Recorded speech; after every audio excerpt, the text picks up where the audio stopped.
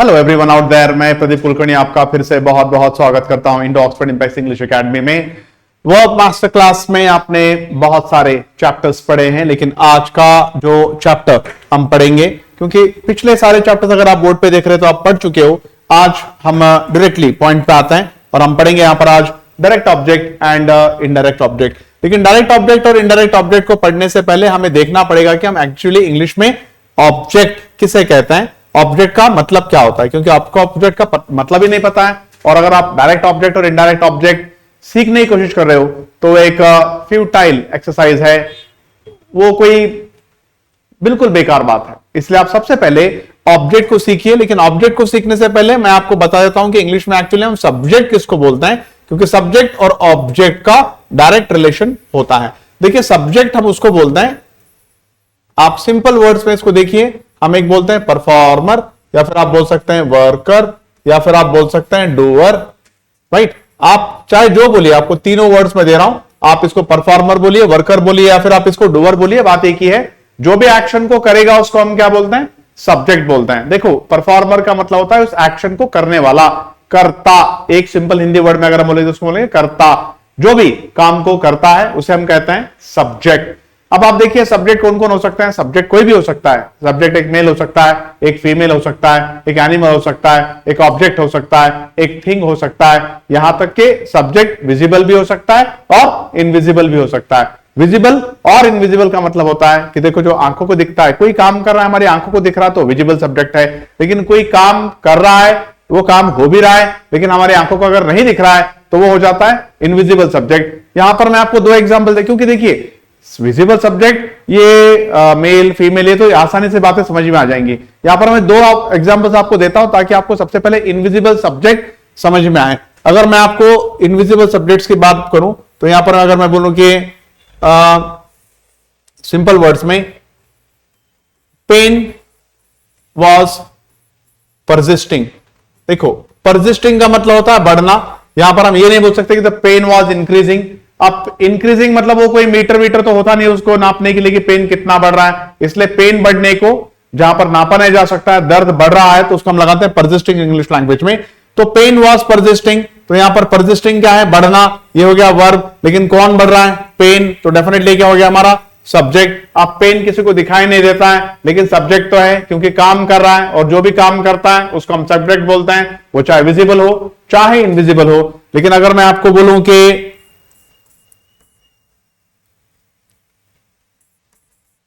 the fragrance is spreading, the fragrance is spreading। अब आप देखिए, फ्रैग्रेंस का मतलब होता है खुशबू, और यहां पर स्प्रेडिंग क्या है, फैलना। फैलना क्या हो गया, वर्ब। लेकिन कौन फैल रहा है, खुशबू, तो यहां पर द फ्रैग्रेंस कौन हो गई, सब्जेक्ट हो गई। लेकिन दिखाई देगी क्या फ्रैग्रेंस, खुशबू दिखाई देती है, दर्द दिखाई देता है, आपको हवा दिखाई देती है, लेकिन ये काम करते हैं क्या नहीं करते हैं। खास करके आपको ये कंफ्यूजन ना हो कि सब्जेक्ट इनविजिबल कैसे होता है, इसीलिए मैंने आपको सब्जेक्ट का जिक्र करके पढ़ाया। अब हम आते हैं पॉइंट पे, क्योंकि आज हम सीखने वाले हैं ऑब्जेक्ट और उसका डायरेक्ट कनेक्शन सब्जेक्ट से है। तो मैंने आपको सबसे पहले सब्जेक्ट बता दिया। अब आप देखिए, ये ऑब्जेक्ट क्या होता है। ऑब्जेक्ट का मतलब होता है कि रिसीवर ऑफ द एक्शन। अब यहां पर एक बात को आप देखिए कि रिसीवर ऑफ द एक्शन क्या होता है। रिसीवर मतलब जो उस एक्शन को प्राप्त करता है। प्राप्त करता मतलब जिसके ऊपर वो एक्शन पास होता है। या फिर आप यूं बोल सकते हैं कि व्हाट एंड whom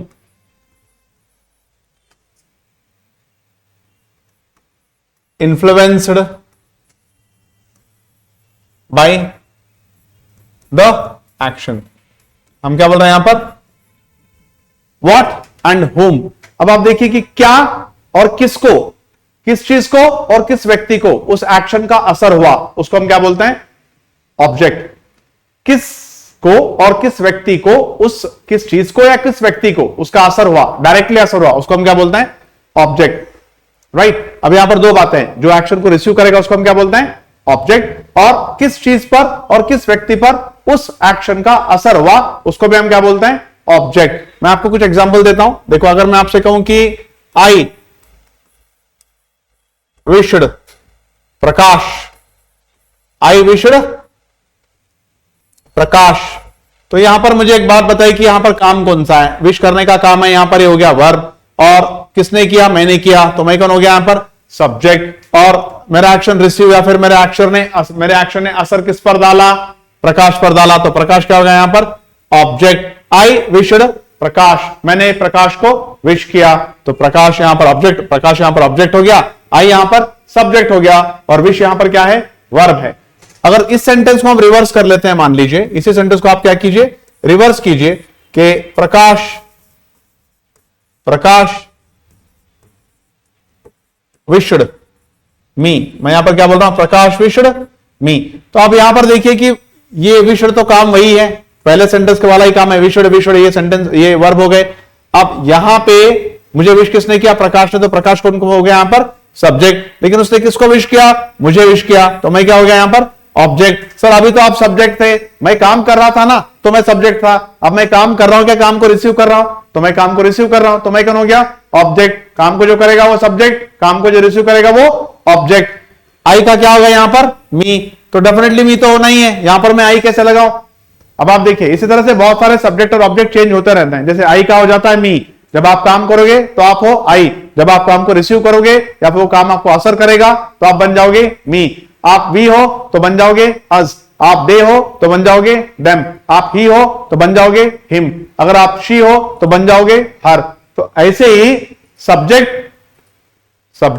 डेफिनेटली बदल जाते हैं। आई का मी हो जाता है, दे का देम हो जाता है, वी का अस हो जाता है जब एक्शन असर करता है। अब कुछ जगहों पर ये चेंजेस नहीं भी आते, जैसे माई है तो माई का माई, हिस का हिस, हर का हर, ऐसे भी हो सकता है। लेकिन खास करके आप इन चीजों पर ध्यान दीजिए कि आई, वी, दे, ही, शी, ये डेफिनेटली बदलते हैं। जब आप काम करोगे तो आप आई हो, वी हो, दे हो, ही हो, शी हो, लेकिन जब आप काम को रिसीव करोगे या फिर वो काम आप पर असर डालेगा तो आप बन जाओगे मी, अस, दे, हिम, हर, इस तरह से। लेकिन अब यहां पर एक बात जो आपको गौर करनी चाहिए, देखिए यहां पर यह है व्हाट एंड हुम, व्हाट एंड हुम। आपका काम किस पर असर कर रहा है, किस चीज पर असर कर रहा है और किस व्यक्ति पर असर कर रहा है, उसको हम बोलते हैं ऑब्जेक्ट, और उसको हम बोलते हैं डायरेक्ट ऑब्जेक्ट भी।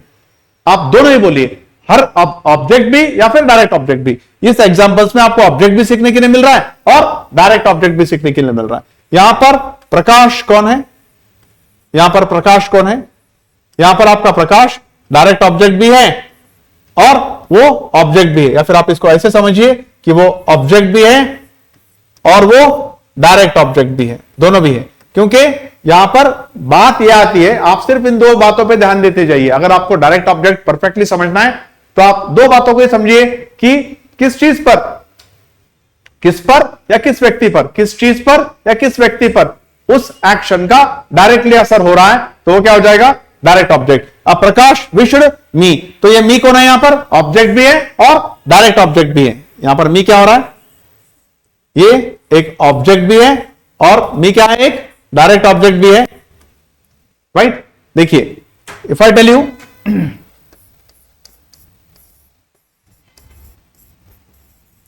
संतोष broke the pen, Santosh broke the pen, तो अब यहां पर देखिए कि काम कौन सा है यहां पर? तोड़ना। तो तोड़ना क्या हो गया? यहां पर वर्ब हो गया, राइट? किसने तोड़ा इस पेन को? संतोष ने तोड़ा, तो संतोष कौन हो गया यहां पर? डेफिनेटली सब्जेक्ट हो गया। अब क्या तोड़ा संतोष ने? पेन को तोड़ा, तो पेन क्या हो गया यहां पर? ऑब्जेक्ट हो गया। अब यहां पर जो दो पेन है, क्या है? द पेन है, वो दोनों भी है। यहां पर वो पेन ऑब्जेक्ट भी है और वो डायरेक्ट ऑब्जेक्ट भी है। तो हर एक ऑब्जेक्ट क्या होता है? डायरेक्ट ऑब्जेक्ट ही होता है। आप सिर्फ इस बात पर ध्यान दीजिए कि हमारे जो सेंटेंस में जो एक्शन है वो किस व्यक्ति को और किस चीज पर उसका असर हो रहा है, उसको आप ऑब्जेक्ट भी बोल सकते हैं या फिर आप उसको डायरेक्ट ऑब्जेक्ट भी बोल सकते हैं। तो इस ऑब्जेक्ट के अंदर मैंने आपको क्या पढ़ा दिया? डायरेक्ट ऑब्जेक्ट भी पढ़ा दिया, राइट? मैंने आपको ऑब्जेक्ट के अंदर ही क्या पढ़ा दिया? डायरेक्ट ऑब्जेक्ट भी पढ़ा दिया। रिसीवर ऑफ द एक्शन, जो एक्शन को रिसीव करता है, और एक्शन किस पर होता है और एक्शन किस चीज पर या किस व्यक्ति पर होता है, या किस चीज को या किस व्यक्ति को वो एक्शन इन्फ्लुएंस करता है, प्रभावित करता है, उसको हम बोलते हैं ऑब्जेक्ट भी, और इसी को हम बोलते हैं डायरेक्ट ऑब्जेक्ट भी। I hope you understood. अब डायरेक्टली चलते हैं इनडायरेक्ट ऑब्जेक्ट पर।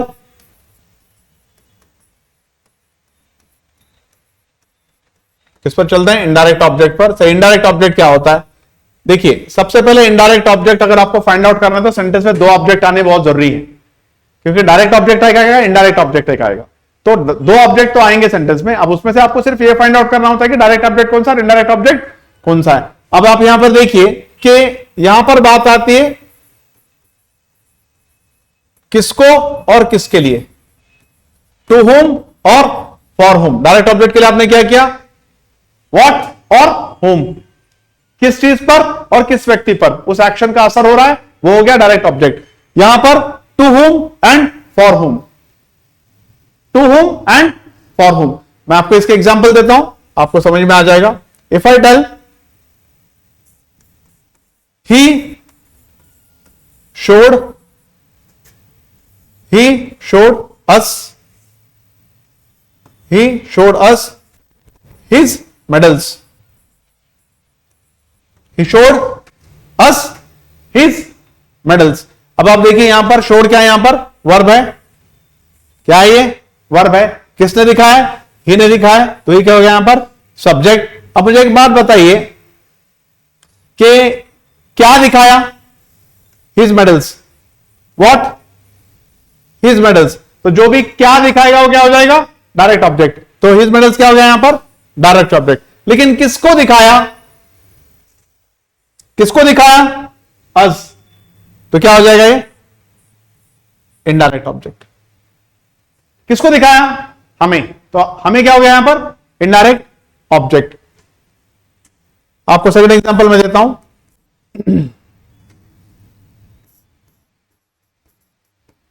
David gifted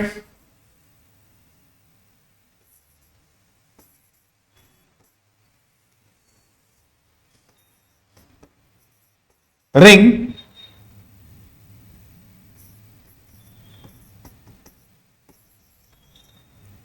to Vijay. Right? तो यहां पर आप देखिए कि डेविड गिफ्टेड रिंग टू विजय। मैं जानबूझ के ये एग्जांपल आपको दे रहा हूं ताकि, क्योंकि बहुत सारे लोग आपको क्या पढ़ाते हैं कि डायरेक्ट ऑब्जेक्ट जो होता है, अब यहां पर देखिए डायरेक्ट ऑब्जेक्ट क्या है? सेंटेंस के एंड में आया। जनरली आपकी कल्पना धारणा कैसी होती है कि डायरेक्ट ऑब्जेक्ट के बाद इनडायरेक्ट ऑब्जेक्ट आएगा, लेकिन 90% केसेस में ऐसा ही होता है।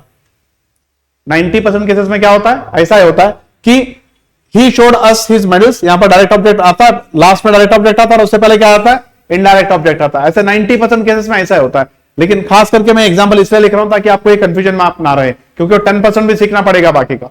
अब इस सेंटेंस को हम रिराइट कैसे कर सकते हैं वो आप देखिए। David gifted Vijay a ring. क्या आ रहा है? David gifted Vijay a ring. अब पहले दोनों जगह तो वर्ब सेम ही है, यहां पर भी यही वर्ब है और यहां पर भी यही वर्ब है। डेविड गिफ्टेड रिंग टू विजय और डेविड गिफ्टेड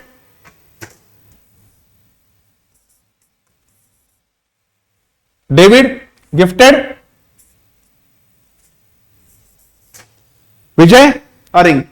अब यहां पर आप देखिए कि डेविड और डेविड, यहां पर क्या दोनों भी सब्जेक्ट ही है। राइट? गिफ्टेड गिफ्टेड क्या है? वर्ब है। अब आप देखिए इस सेकंड सेंटेंस में David gifted Vijay a ring. David ने क्या दिया? रिंग दिया। तो रिंग क्या हो जाएगा? Direct object. किसको दिया? To home. किसको दिया? विजय को दिया। तो विजय कौन हो गया यहां पर? इनडायरेक्ट ऑब्जेक्ट हो गया। राइट? अब आप इस सेंटेंस में देखिए डेविड गिफ्टेड रिंग टू विजय। अब सबसे पहले किसको दिया? टू विजय। तो यहां पर क्या हो गया? Indirect object. लेकिन क्या दिया? रिंग दिया। यहां पर हो गया डायरेक्ट ऑब्जेक्ट। एक ही सेंटेंस में आपको दो वेरिएशंस मिल रहे हैं। पहले डायरेक्ट ऑब्जेक्ट आया, बाद में इनडायरेक्ट ऑब्जेक्ट आया। उसी सेंटेंस में इनडायरेक्ट ऑब्जेक्ट पहले आया और डायरेक्ट ऑब्जेक्ट बाद में आया।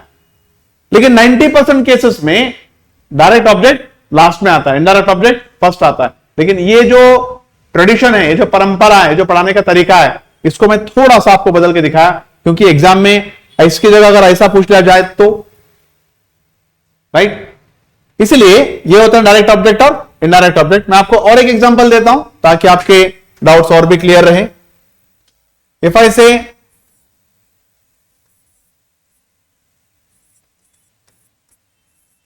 शीतल told me a story. Sheetal told me a story. अब यहां पर शीतल कौन है? डेफिनेटली सब्जेक्ट है। टोल्ड क्या है यहां पे? वर्ब है। अब क्या सुनाया? अ स्टोरी सुनाई। अब क्या और किसको डायरेक्ट ऑब्जेक्ट ही होता है, बताया मैंने कि व्हाट और होम। अब शीतल टोल्ड मी अ स्टोरी, तो क्या बताई? स्टोरी बताई। किसको बताई? टू मी, तो क्या हो जाएगा? Indirect object. Okay,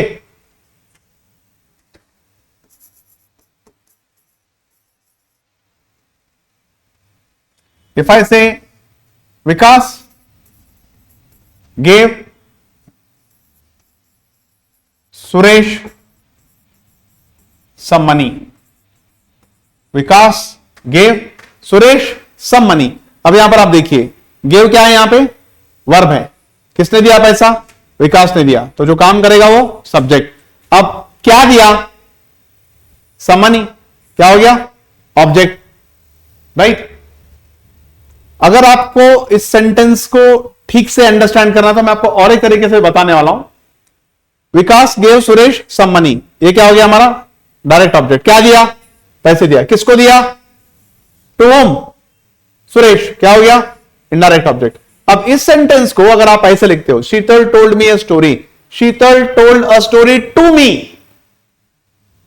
Sheetal told a story to me, a story, आप थोड़ा देखिए यहां पर टू मी, राइट। तो यहां पर आप कंफ्यूज नहीं होना, वो चाहे जो भी सेंटेंस की बनावट हो वो ऐसे आता है। अब यहां पर क्या हो जाएगा? शीतल टोल्ड टू मी, अब स्टोरी ये यहां पर आ जाएगा और ये यहां पर आ जाएगा, लेकिन इससे कोई फर्क नहीं पड़ने वाला। मैं आपको रिराइट करके दिखाता हूं। शीतल टोल्ड मी अ स्टोरी, या Sheetal told a story to me.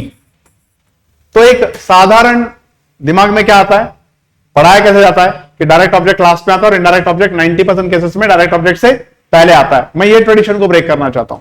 Sheetal told me a story, अब शीतल और शीतल क्या है? यहां पे सब्जेक्ट है। टोल्ड और टोल्ड ये क्या है? वर्ब है। अब शीतल ने मुझे क्या बताया? अ स्टोरी बताई, तो यहां पर डायरेक्ट ऑब्जेक्ट लास्ट में आ गया, यहां पर आ गया। अब ये कहां पर आ गया? डायरेक्ट ऑब्जेक्ट यहां पर आ गया। अब मी क्या है? यहां पर इनडायरेक्ट ऑब्जेक्ट है। अब यहां पर टू मी क्या हो गया? ये भी इनडायरेक्ट ऑब्जेक्ट हो गया। तो आप सेंटेंस को ऐसे भी पढ़िए और वैसे भी पढ़िए, तो आपको दोनों तरह से ठीक से समझ में आ जाएगा, क्योंकि सेंटेंस की रचना के ऊपर भी डिपेंड करता है कि डायरेक्ट ऑब्जेक्ट पहले आएगा, इनडायरेक्ट ऑब्जेक्ट बाद में आएगा, या फिर इनडायरेक्ट ऑब्जेक्ट बाद में आएगा, डायरेक्ट ऑब्जेक्ट पहले आएगा। It all depends. I am sure you understood the session. Thank you very much. Channel को लाइक कीजिए, सब्सक्राइब कीजिए।